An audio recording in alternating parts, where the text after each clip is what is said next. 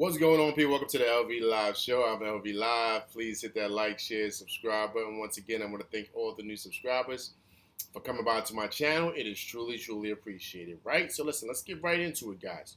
So as you guys are aware, RJ Barrett is finalizing a deal with the New York Knicks on a 4-year, $120 million contract to where he'll pretty much, be a Knick for the next 4 years, and hopefully by his play and how everything goes, he'll be here for the rest of his career, right? So that's the big news that came out as of last night. But the question is, what everybody's asking is, does this end and destroy the Donovan Mitchell deal? Right? As I stated in my last video, a lot of people are worried about that. Everyone wants Spider Mitchell here to play in the Garden with the Knicks. So does this deal with RJ Barrett end the deal? No, it does not, right? You have to understand, guys. Listen, Danny Ainge and the Utah Jazz, they have a lot of things that they're trying to do. They're trying to get younger. They are realizing that, okay, they probably capped out with Rudy Gobert and Donovan Mitchell. So that's why Rudy Gobert is down in Minnesota, and they're shopping Donovan Mitchell. So now, what are they after?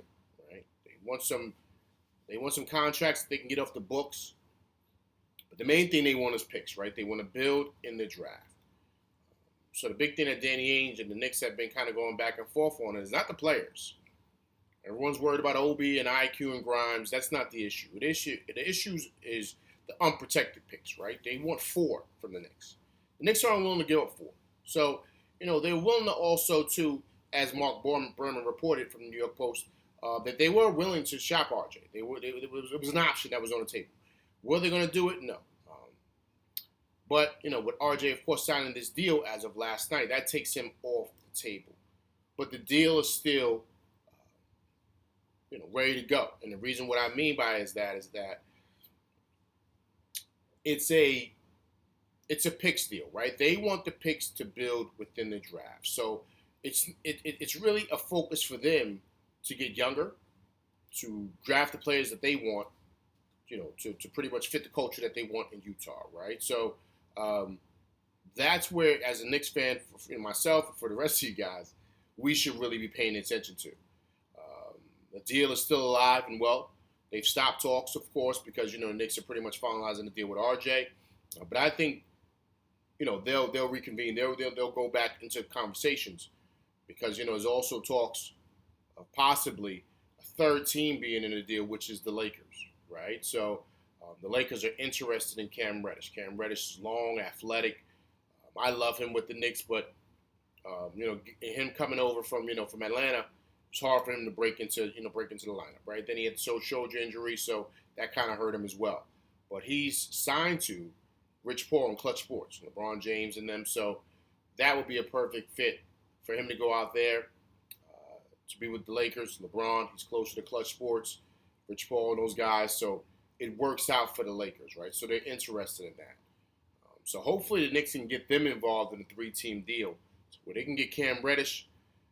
Utah is also interested in the Lakers' 2027 and 2029 first-round picks that are unprotected. So if they can get those 2 from the Lakers and the Knicks can give them the 2 that they originally wanted to give them, bingo. Now we got the 4 unprotected that Danny Ainge wants, right?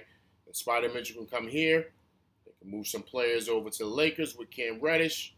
They can get their picks. Kumbaya, right? Everybody's happy. So that's the goal. That's the goal. So hopefully we'll see where this goes from here. But reported by Mark Berman, that's the most important thing that Danny Ainge and the Utah Jazz wants. They really want those 4 unprotected picks. So hopefully we can get a third team in here to possibly do that, level things out, and then the Knicks can keep all their assets, give away a couple of picks, but not, pretty much throw away, give up the whole farm for Spider Mitchell, right? So we'll see exactly where this goes and how this unfolds. All right, but I'm LV Live. That's my show. Please hit that like, share, subscribe button. Hit that like button. Hit that like button, people. All right? Please also leave comments so we can go back and forth and debate. All right, I'm LV Live, and that's my show, and I'm out. Peace.